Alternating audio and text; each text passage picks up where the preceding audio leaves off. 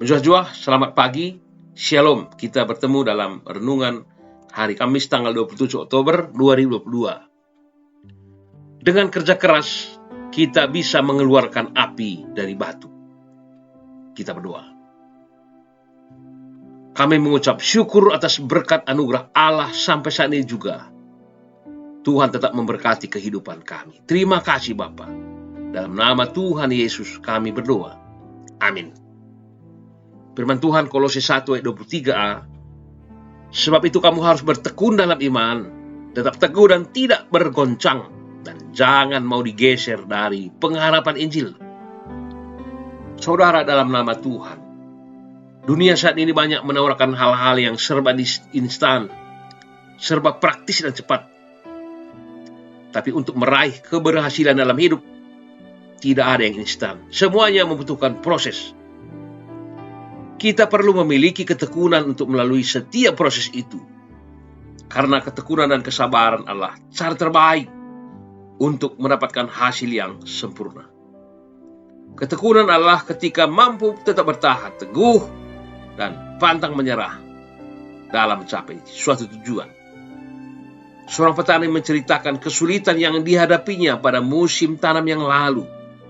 Mulai dari berhentinya hujan dan sulitnya air saat sawah mulai dibajak, hingga serangan hama yang memaksa mereka menanam ulang benih padinya hingga 3-4 kali.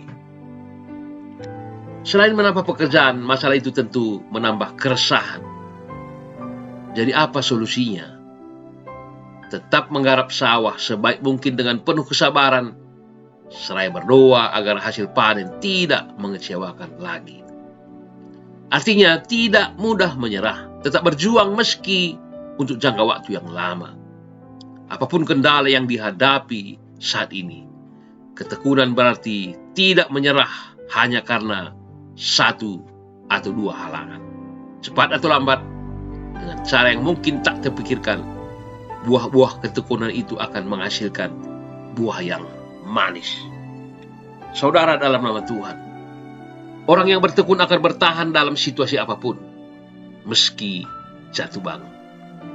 Seumpama menanam bibit pohon, kita tidak mengharapkan tumbuh besar dalam semalam, tetapi merawatnya dengan seksama, memberinya pupuk, pengairan yang cukup hingga bibit itu bertunas, tumbuh menjadi pohon, dan menghasilkan buah yang bisa kita nikmati.